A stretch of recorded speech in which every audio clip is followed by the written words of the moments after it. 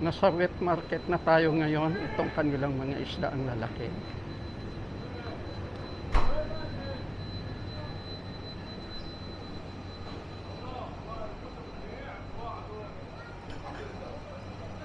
Ito spices ito.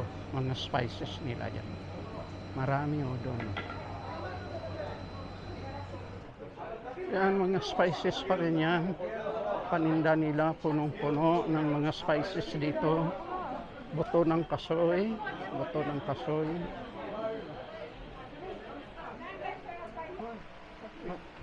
Yeah.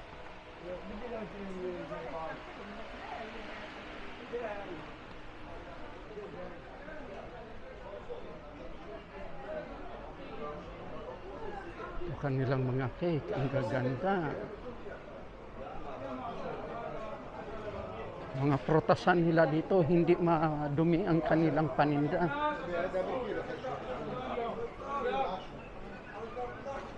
Mga prutas,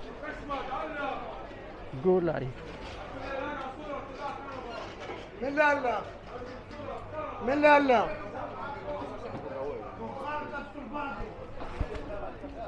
يعني هن هسه اللي بدهم يقعدوا يميلوا يشترين هذيك Ang gulay nila.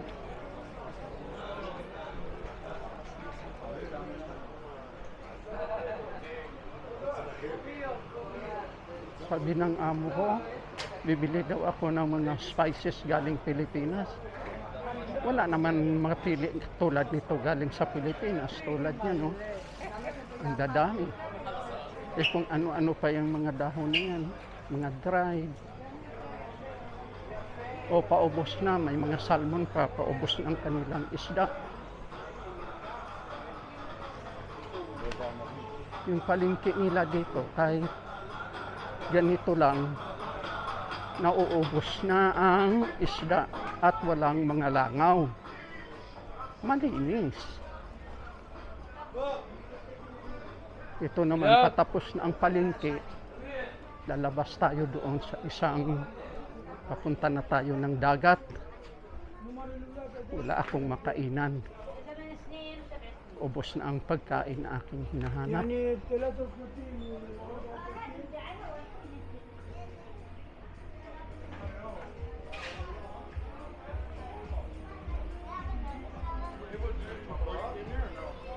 Baka sa banda roon. Ito yung mga kasirola ni Aladdin. Pag bumili ka nito, papasok ka sa kasirola at magkaroon ka ng magic.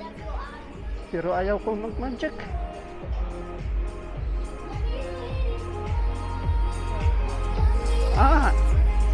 Ito yung shawarma.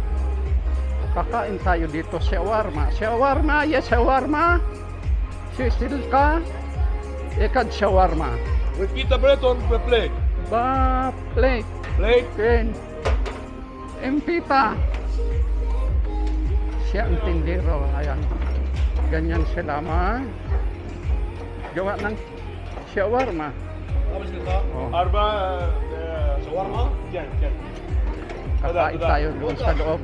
Sa wakas, nakakita tayo ng shawarma.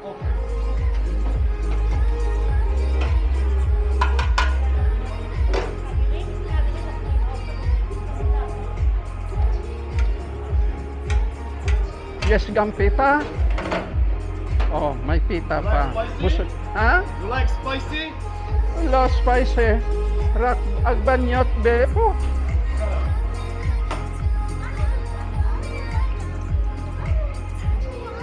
Nagsasarap. Kakain tayo mamaya.